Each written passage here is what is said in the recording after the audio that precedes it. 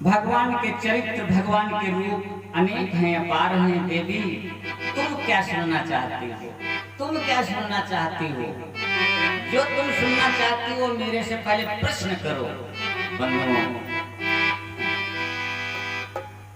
आज जब इतना सुना तो मैया क्या बोली? प्रभु सुनो, प्रथम सुकार काहू विचारी,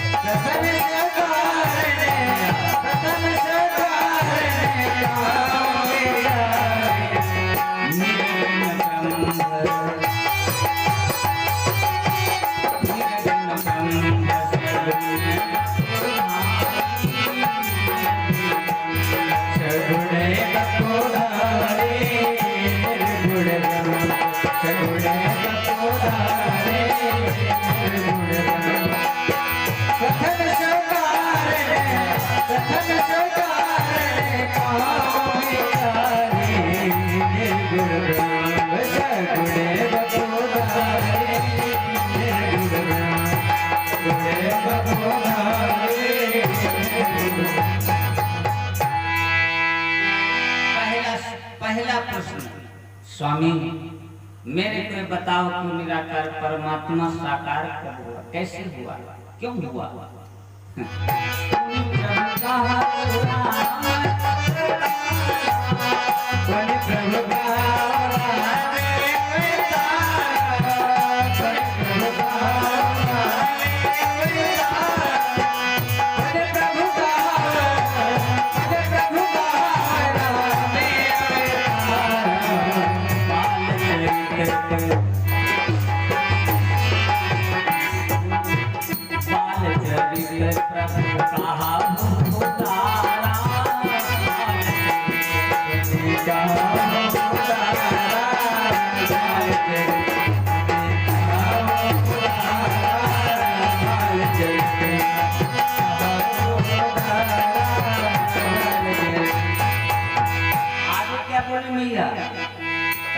जथा जानकी विवाही राज प्रजा सो दूसरे काही।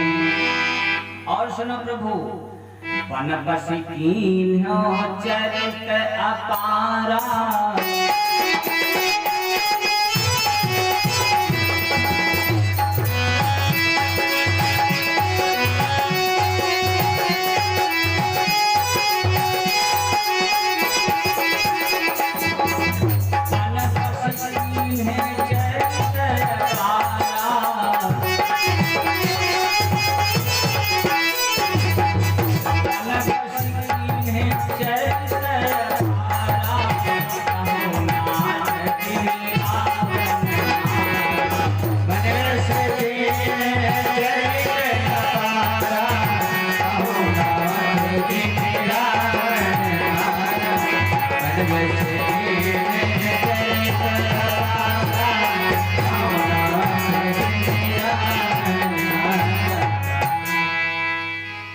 इस प्रकार मैया ने भगवान से 14 प्रश्न कर डाले। 14 प्रश्न।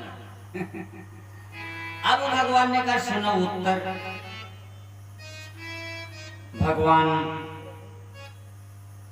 बंधु, भगवान राम की 4 लीलाएं हैं और भगवान कन्हैया की सब लीला ही लीला। भगवान कन्हैया की सब लीला ही लीला, लेकिन हमारे मर्यादा पुरुषोत्तम राम जी की सिर्फ क्या 5 लीलाएं हैं। 5 लीलाएं।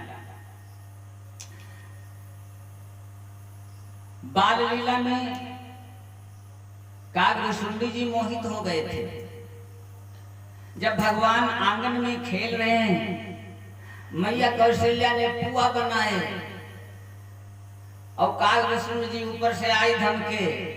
कागभूषुंडी जी पुआ चाह रहे हैं, पुआ दिखाते हैं कागभूषुंडी जी महाराज को राम जी, लेकिन जब कागभूषुंडी जी पास में आते हैं वैसे 27 अपने बगल में कर लेते हैं हुआ। तो कागभूषण महाराज सोचने लगे इसका मतलब ये ब्रह्म नहीं है। अगर दादा ब्रह्म वाले जिसने अपनी जूठन तक हमें नाई दे रहो ब्रह्म पैसा। बाल लीला में कागभूषण जी मोहित हुए, वन लीला में सती मैया मोहित हुई। यही राम है ही नहीं। यह राम है ही नहीं, सती मैया मोहित हो गई थी। विवाह लीला में ब्रह्मा जी मोहित हो ही गए दादा। ब्रह्मा जब भगवान की बारात जनकपुर में पहुंची और सारे देवता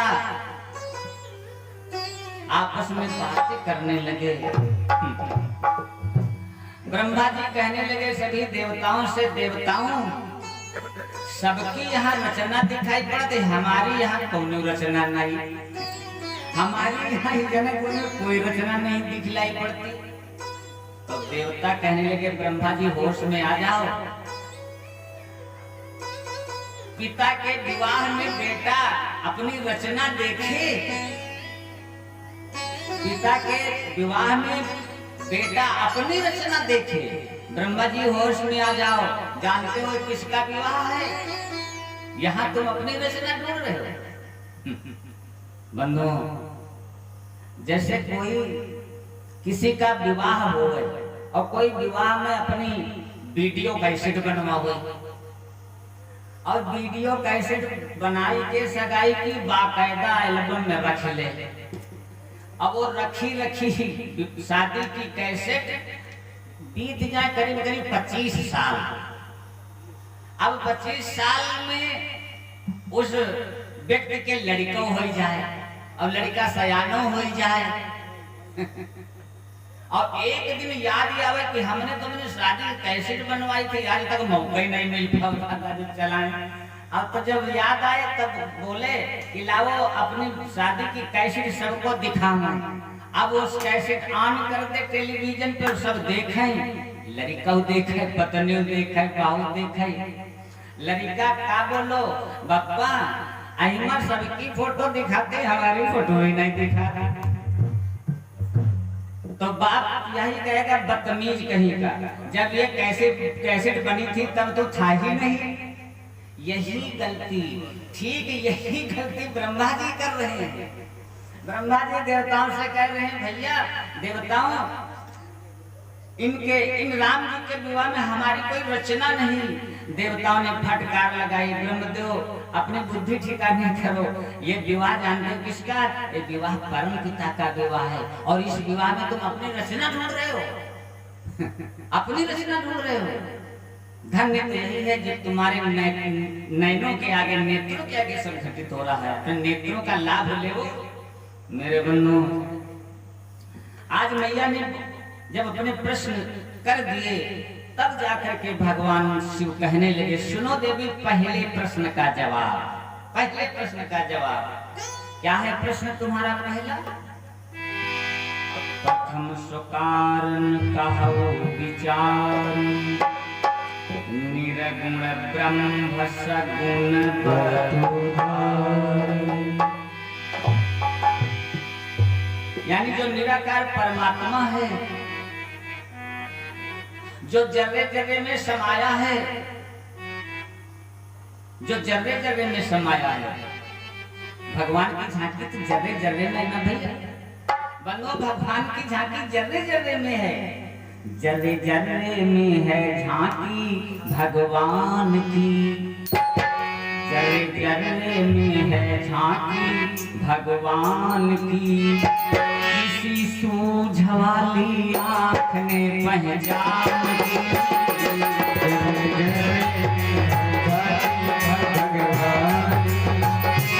किसी सूझ वाली आँख ने पहचान के, जर्रे जर्रे में भगवान किसी सूझ वाली आँख ने पहचान के। एक बाबा थे जिनका नामदेव नाम था। जंगल में लकड़ियां भीग चुकी थी, कुटिया में वास कर रहे थे। एक दिन रोटियां पकाने लगे, बड़ी मुश्किल से रोटियां पकाई। सोचा घी का कटोरा रखा, सोचा नमको पीस ले तब भोग लगावे। तब तक क्या हुआ बंधु, एक कुत्ता और रोटियों का जो गट्ठर था पूरा गड्ढा अपने मुख में करके चला। जैसे चला नाम तो कहने लगे, सोचने लगे इसने तो सब हमारा गड़बड़ कर दिया। लठिया उठाई और जैसे लठिया उठाई मारने के लिए, लेकिन सहम गए, रुक गए। अभी नहीं लठिया मारूंगा, पहले देख तो ले दादा हाई कहूँ, पहले देख परीक्षा तो कर ले। ऐसा तो नहीं कोई महान विभूति आएगी, ऐसा तो नहीं भगवान नहीं आएगी। मेरे बन्नो ध्यान किया तो ध्यान में परमात्मा नजर आया नामदेव। अरे बाबा ने सोचा कहीं लठिया चल जाती तो मैं अपनी पूरी जिंदगी को, अपने पूरे जीवन को मैं क्षमा न कर पाता, अपने शरीर को मैं क्षमा न कर पाता। गलीमत नहीं जो लठिया रुक गई। कुत्ता जैसी रोटी लेकर के चला, नामदेव ने पकाई रोटी कुत्ते ने उठाई। बाबा ने क्या किया, कटोरा लिया घी का, अरे पीछे घी का कटोरा लिए जा, पीछे घी का कटोरा लिए जा रहे, पीछे घी का कटोरा लिए जा रहे। जब जान गए भगवान है, पहले तो लठिया, लेकिन जान गए भगवान तो घी का कटोरा। और क्या बोले, स्वामी रूखी को ना खाओ, थोड़ा घी तो लिए जाओ। स्वामी रूखी को ना खाओ, थोड़ा घी तो लिए जाओ। महाराज ये सूखी रोटियां तुम्हारे गले से नीचे नहीं उतर पाएंगी, इसलिए थोड़ा घी तो ले लो। स्वामी रूखी को ना खाओ, थोड़ा घी तो लिए जाओ।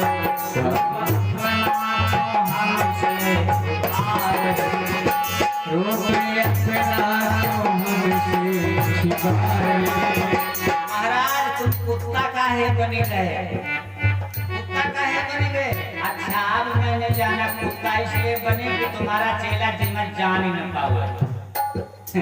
आखिर मैं तुम्हारे भक्त हूँ और एक बेटा अपने बाप को न जान पाओ, यह संभव?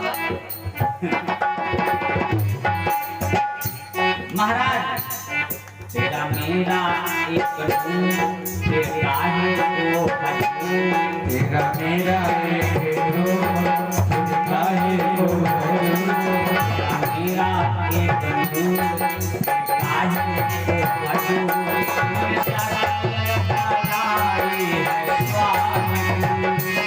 तुमने सकल बनाई है स्वामी, तुमने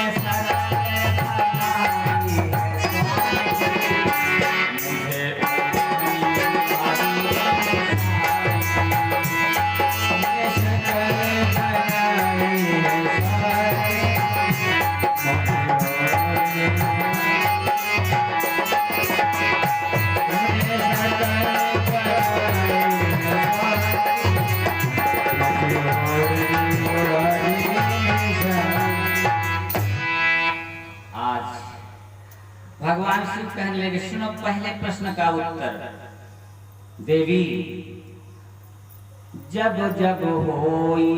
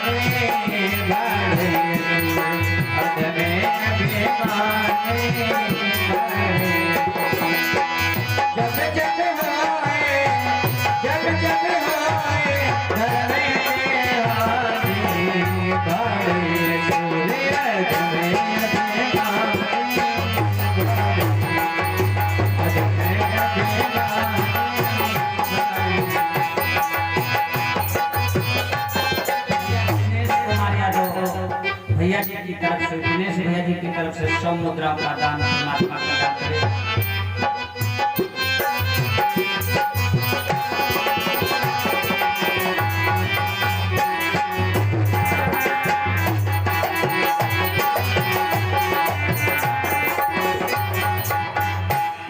कहने लगे देवी सुनो, यदा यदा हि धर्मस्य ग्लानिर्भवति भारत अभ्युत्थानं धर्मस्य तदात्मानं सृजाम्यहम् परित्राणाय साधूनां विनाशाय च दुष्कृतां धर्म संस्थापनार्थाय